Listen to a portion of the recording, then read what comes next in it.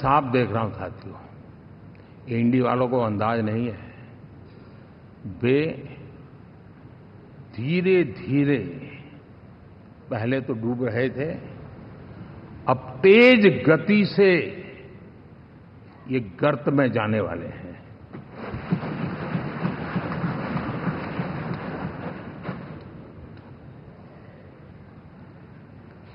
साथियों, India alliance वाले देश के सामान्य नागरिकों की जो समझ है, आज भी वो उसके सामर्थ्य को समझ नहीं पाए हैं या समझना चाहते नहीं हैं। भारत के सामान्य व्यक्ति की भी एक समझ है, और जो जमीन से जुड़ा रहता है ना, वो समझ को छूता है, समझता है, पहचानता है, वो वहां नहीं है। साथियों, इन लोगों का जो व्यवहार रहा है 4 तारीख के बाद, मैं आशा करता था कि वे लोकतंत्र का सम्मान करेंगे, लेकिन उनके व्यवहार से लगता है कि शायद उनमें ये संस्कार आए, इसके लिए हमें और इंतजार करना पड़ेगा। और तो मैं ज्यादा कुछ कह नहीं सकता। और ये वो लोग हैं जो खुद की पार्टी के पीएम का अपमान करते हैं, उसके निर्णयों को फाड़ देते थे। खुद की पार्टी को विदेशी मेहमान आ जाए तो उसके लिए चेयर नहीं होती थी। ये सारे दृश्य आपने देखे हैं, ठीक। और मैं समझता हूं कि इन सारी स्थितियों में से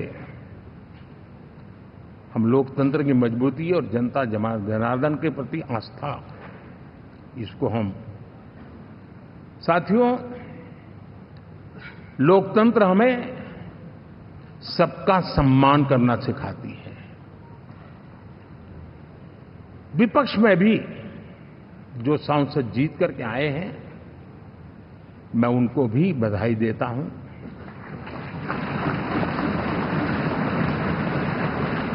और मैं पिछले 10 वर्ष में एक चीज मिस कर रहा था कि debate, participation, quality of debate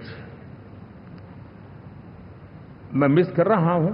लेकिन मैं आशा करता हूं कि अब इस नया जो सदन बना है, वो कमी मुझे खलेगी नहीं। शायद हमारे साथी भी राष्ट्रहित की नीयत के साथ सदन में आएंगे, और भले वो विपक्ष में बैठे होंगे, लेकिन राष्ट्र के विपक्ष में नहीं है, हमारे विपक्ष में है। राष्ट्र में तो हम सब एक ही दिशा में हैं।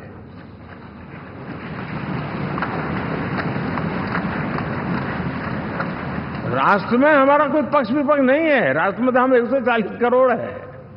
और मैं आशा करता हूं कि वो राष्ट्र हित की भावना को लेकर के सदन में आएंगे और सदन को समृद्धि देने में वे कुछ न कुछ योगदान करेंगे।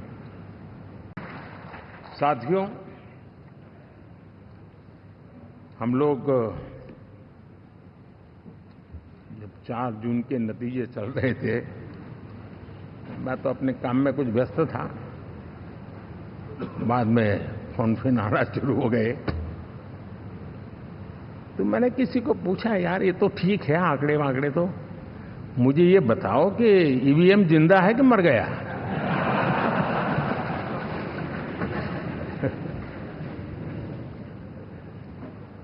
क्योंकि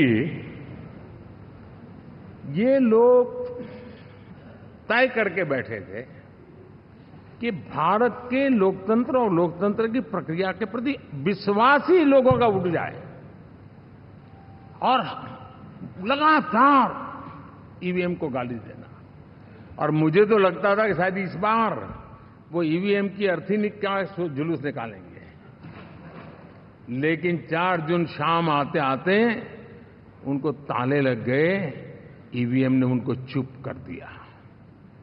ये ताकत है भारत के लोकतंत्र की, ये ताकत है भारत की निष्पक्षता की, ये भारत की ताकत है भारत के चुनावी तंत्र की, चुनाव आयोग की। और मैं मानता हूं कि ये,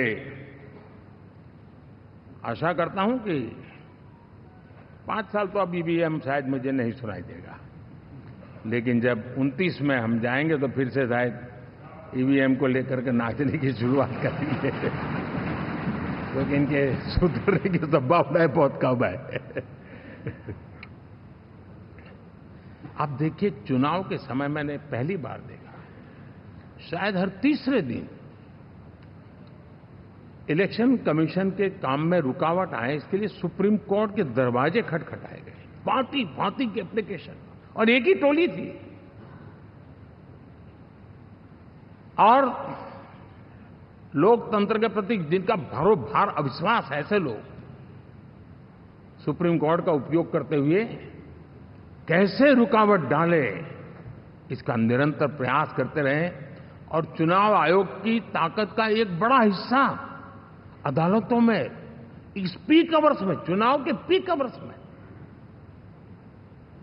यानी कितनी निराशा लेकर के ये लोग मैदान में आए थे कि उन्होंने पूरा हमला उसी इंस्टीट्यूट पे लगा दो ताकि चुनाव के कोई भी परिणाम आए, हम दुनिया के सामने भारत को भी बदनाम कर लें। ये षड्यंत्र का हिस्सा था दोस्तों, और कभी भी देश उनको माफ नहीं करेगा। साथियों, इंडी गठबंधन वाले जब ईवीएम का विरोध करते हैं तो मैं सिर्फ एक चुनाव के रूप में नहीं देख रहा।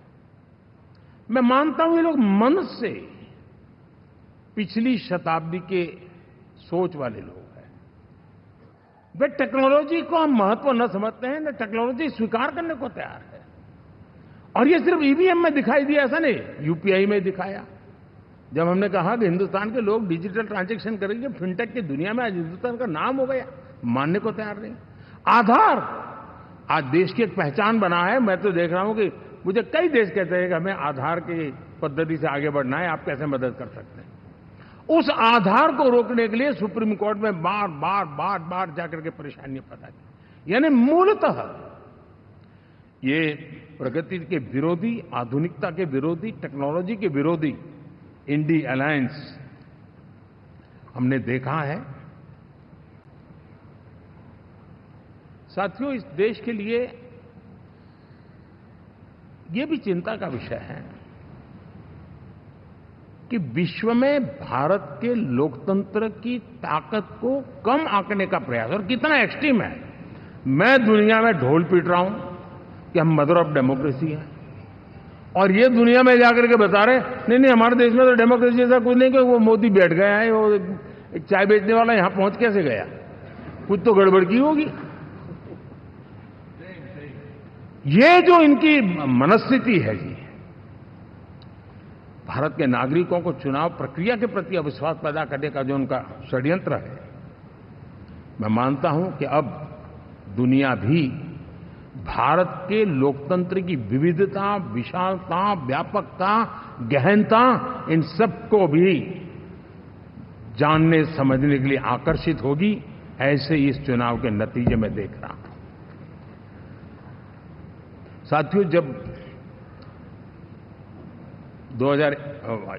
1 तारीख को मतदान पूरा हुआ और 4 तारीख को काउंटिंग, इस बीच की चीजों को आप देखिए। योजनाबद्ध तरीके से देश को हिंसा की आग में झोंकने का बयान दिए जाते थे। यहां इकट्ठे होना, यहां पहुंचना, यहां करना। कुछ लोग इस चीज को गंभीर नहीं लेते हैं, लेकिन ये बहुत गंभीर है। आप भारत के लोकतंत्र को, पहले उसकी व्यवस्था को अनादर करते हो, अब परिणाम आने से पहले एक ऐसा माहौल बना दो कि बस आग लगा देंगे। हर प्रकार से उन शब्दों का अर्थ यही निकलता है कि उन्होंने देश को उस दिशा में ले जाने का प्रयास किया था। लगातार देश को गुमराह करने का प्रयास किया गया, देश के लोगों को बांटने का प्रयास किया। अरे, चुनाव एक ऐसा लोकोत्सव होता है कि ज्यादा से ज्यादा लोगों को हम जोड़े, तोड़ने के लिए नहीं होता है। लेकिन हर प्रकार से कोशिश यही की गई है।